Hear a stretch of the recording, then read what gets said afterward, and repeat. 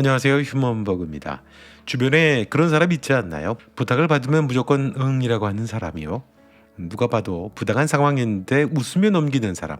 다른 사람 기분은 칼같이 챙기는데 정작 자기 기분은 한 번도 안 챙기는 사람. 어떠세요? 혹시 본인이 또 그렇지 않은가요?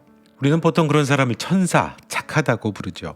근데 오늘 좀 불편한 얘기를 하려고 합니다. 그 착하다라고 하는 게 진짜 착하다는 게 아닐 수 있다는 겁니다. 그건 착한 게 아니라 무서운 겁니다. 거절했을 때 벌어질 일이 무서워서 싫다는 말을 못하는 겁니다. 이걸 착한 아이 콤플렉스라고 부르고요. 영어로는 people pleasing이라고 그렇게 부릅니다. 쉽게 말하면 다른 사람을 기쁘게 해야만 내가 안전하다고 느끼는 마음의 습관입니다.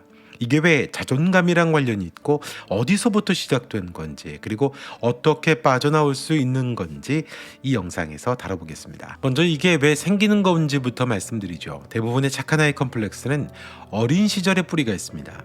어릴 때 이런 경험이 있는 분들 혹시 있지 않나요? 엄마한테 싫어라고 했는데 엄마가 갑자기 표정이 굳어버리는 기억이요.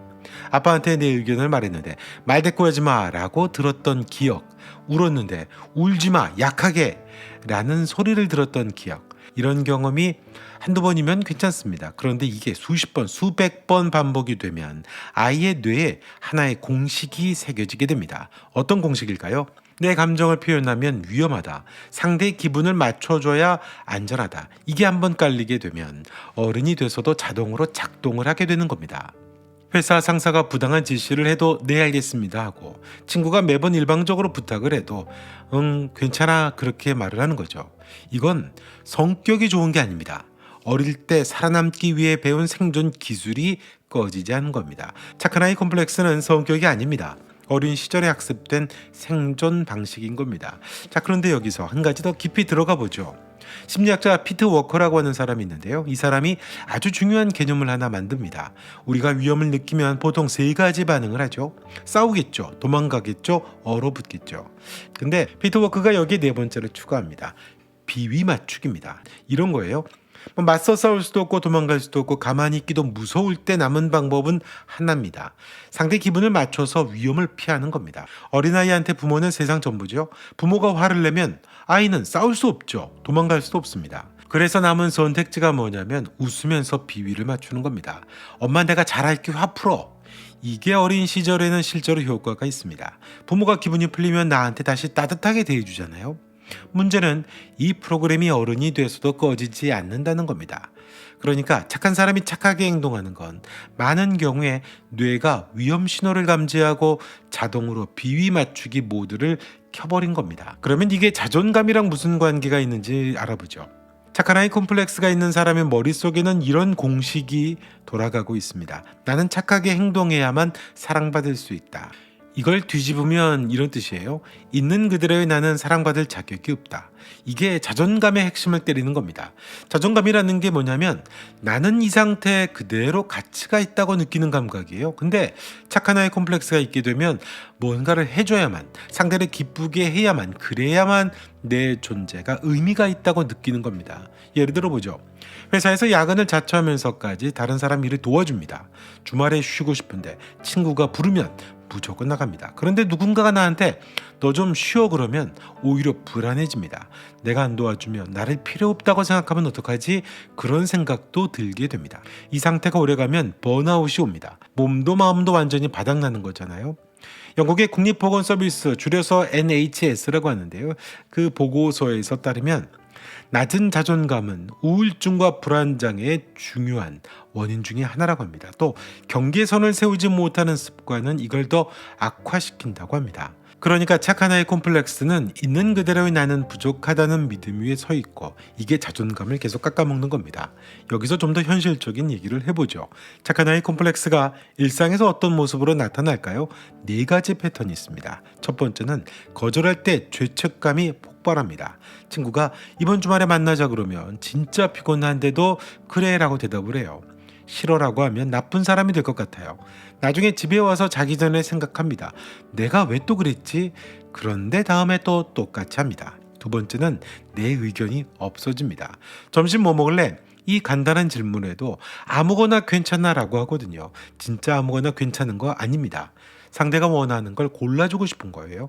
내 의견이 상대의 의견이랑 다르게 되면 갈등이 생길까봐 무서운 거죠. 그게 쌓이면 어떨까요? 나중에 진짜로 내가 뭘 좋아하는지를 모르게 됩니다. 물론 원래 성격이 편한 사람도 있죠.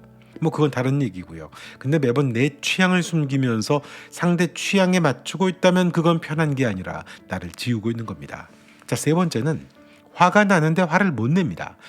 분명히 부당한 상황인데 웃으면서 넘겨요. 상대한테 화를 내면 관계가 망가질까봐 그렇습니다. 근데 그 화가 사라지는 게 아닙니다.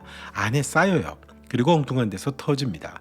혼자 있을 때 갑자기 울컥하거나 아무 잘못 없는 가족한테 짜증을 내거나 감정은 절대 무시한다고 없어지지가 않습니다. 자, 네 번째는 남의 감정에 과도하게 책임감을 느낍니다. 친구가 기분이 안 좋아 보이면 내가 뭘 잘못했나 이 생각부터 해요. 회의에서 분위기가 안 좋으면 내가 분위기를 살려야 한다는 압박감을 느끼고요. 다른 사람의 기분이 내 책임이라고 하는 느낌이 무의식적으로 깔려 있는 겁니다. 이 네 가지 중에 2개 이상이 해당이 된다면 한번 진지하게 들여다볼 필요가 있습니다. 정리하면 착한 아이 콤플렉스는 거절 못하는 거, 의견 없애는 거, 화 참는 거, 남의 감정 떠안는 거, 이 4가지 형태로 매일매일 에너지를 빼가고 있습니다. 좀 답답하실 수도 있죠. 그래서 어떻게 하라는 건데, 자, 극복하는 방법을 한번 짚어보죠. 연구가 말하는 것부터 정리하고 구체적인 실천법을 한번 정리해보죠. 먼저 연구가 말하는 핵심이 있습니다. 스티븐 포지스라고 하는 신경과학자가 만든 이론이 있습니다. 이름은 다미주 신경이론인데요. 어려운 이름이니까 그냥 이렇게 이해하시면 됩니다. 우리 몸에는 자동 안전장치 같은 게 있는데 이게 위험을 느끼면 자동으로 생존 모드를 켜게 됩니다. 착한 아이 콤플렉스가 있는 사람은 이 안전장치가 너무 예민하게 세팅되어 있는 겁니다. 상대방이 살짝 눈살만 찌푸려도 뇌가 위험하다라고 판단하는 거예요.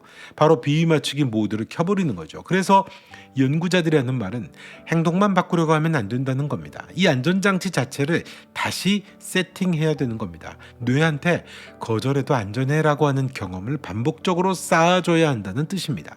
억지로 거절 연습만 하면 안 되고 거절해도 괜찮다는 걸 몸이 느끼게 해줘야 하는 겁니다. 그러면 실천할 수 있는 4가지 방법을 알아보죠. 첫 번째 방법은요, 즉답을 멈추는 연습입니다. 누가 뭘 부탁하면 그래라고 바로 대답하지 않는 겁니다. 딱 한마디만 하면 됩니다. 생각해보고 답할게. 이게 왜 중요하냐면요, 착한 아이 콤플렉스가 있는 사람은 부탁을 받는 순간 뇌에서 공포 반응이 먼저 일어납니다. 거절하면 싫어할 텐데 이 공포가 올라오기 전에 그래 라고 튀어나오는 거거든요. 그런데 생각해보고 답할게 라고 말하면 그 사이에 시간이 생깁니다. 그 시간 동안 나는 진짜 이걸 하고 싶은 걸까를 물어볼 수 있게 되는 겁니다. 처음에는 이 한마디 하는 것조차 심장이 두근거릴 수 있죠. 그게 정상이죠. 수십 년 동안 즉시 그렇게 말하도록 훈련된 뇌니까요. 그런데 이걸 10번, 20번 하다 보면 뇌가 거절 비슷한 걸 했는데 아무 일도 안 일어나네를 학습하게 되는 겁니다. 그러니까 첫 번째 방법은 바로 대답하지 않는 겁니다. 생각해보고 답할게 이 한마디가 시작입니다. 자, 두 번째 방법은 싫어라는 말 대신에 나는으로 시작하는 연습입니다.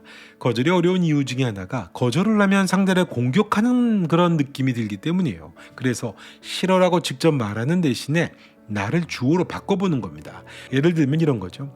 이번 주말에 나는 좀 쉬고 싶어. 나는 지금 여유가 없어서 어려울 것 같아. 나한테는 조금 부담이 돼. 이렇게 말하면 상대를 거부한 게 아니라 내 상황을 설명한 거죠. 이 작은 차이 같아 보이지만 이게 상당히 중요합니다. 상대도 기분 덜 나쁘고 나도 죄책감이 훨씬 줄어들거든요. 물론 모든 상황에서 이게 통하는 건 아니겠죠. 상대가 계속 밀어붙이는 경우도 있죠. 근데 중요한 건 첫 번째 발걸음을 내딛는 겁니다. 완벽한 거절이 아니어도 괜찮습니다. 싫어 대신에 나는으로 시작을 하게 되면 거절이 공격이 아니라 표현이 된다는 걸 내가 학습하게 되는 겁니다. 세 번째 방법은 하루에 딱 한 가지 나를 위한 선택을 한번 해보는 겁니다. 거창한 거 아니에요. 정말 작은 것부터요. 점심 메뉴를 내가 먹고 싶은 걸로 고르는 거고요. 카페에서 내가 마시고 싶은 음료를 주문하고 퇴근 후에 남한테 시간 안 쓰고 나 혼자만의 시간을 보내보는 겁니다. 이게 왜 효과가 있냐면요, 착한 아이 콤플렉스가 있는 사람은 하루 종일 남의 취향, 남의 기분, 남의 필요에 맞춰서 삽니다. 자기가 뭘 좋아하는지, 뭘 원하는지 질문을 안 한 지가 너무 오래된 겁니다. 그래서 나는 뭘 하고 싶지라고 하는 아주 기본적인 질문을 매일 한 번씩 자기한테 던져보는 겁니다. 처음에는 답이 안 나올 수도 있죠. 그것도 괜찮습니다. 질문 자체가 이미 변화의 시작인 거잖아요. 하루의 작은 것 하나라도 내가 원하는 것을 선택하는 연습이 자존감을 세우는 기초 공사와 같습니다. 자, 네 번째 방법은 이건 좀 더 깊은 단계인데요.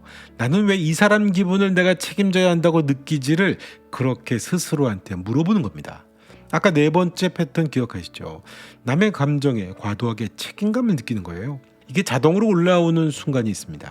회의 분위기가 침체가 되면 거의 반사적으로 내가 뭔가 해야 될 것 같고, 친구가 힘들어하면 거의 반사적으로 내가 해결해 줘야 될 것 같고, 그 순간에 멈추고 이렇게 물어보는 거예요. 이 사람의 기분은 이 사람 거지 내가 고쳐줄 수 있는 게 아니야. 이 말이 처음에는 진짜 믿어지지 않을 수 있습니다. 그래도 내가 뭔가 해줘야 하지 않나? 그런 생각이 올라올 수 있죠. 근데 한 가지만 기억하죠.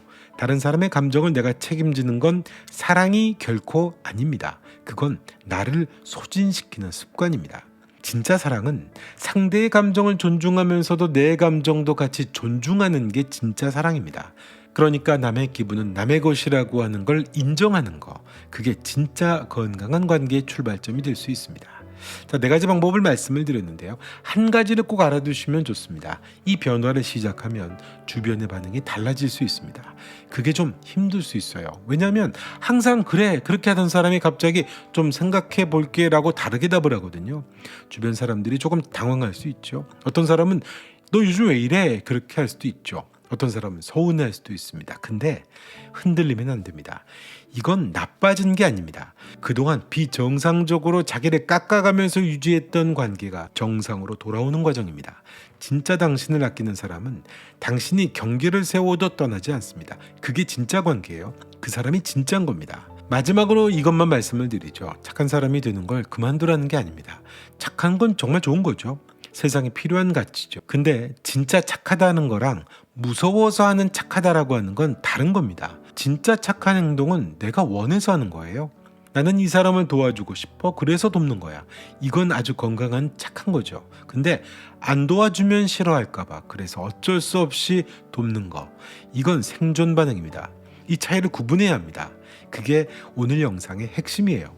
진짜 착하다라고 하는 건 나를 지키면서도 남을 배려하는 거예요. 나를 지우면서 남을 맞춘다는 것, 그건 착한 게 아닙니다. 그건 자기 파괴입니다. 심리학자 피터 워커가 이런 말을 했습니다. 비위 맞추기 반응은 내가 누군지를 보여주는 게 아닙니다. 내가 살아남기 위해 뭘 배웠는지를 보여주는 겁니다. 나의 착하다라고 하는 것, 그건 성격이 아닙니다. 한때 살아남기 위해 배운 기술입니다. 근데 이제 그 기술 없이도 살아남을 수 있습니다. 아니, 그 기술을 내려놓아야 비로소 진짜 삶이 시작될 수 있습니다. 자, 이번 영상은 여기까지 하겠습니다. 영상 좋으셨다면 좋아요, 구독, 또 여러분은 어떻게 생각하시나요? 여러분의 경험들도 댓글로 남겨주시면 고맙겠고요. 알림 설정도 부탁드리겠습니다. 마음 해설서 휴먼버그였습니다. 다음 영상에서 뵙겠습니다.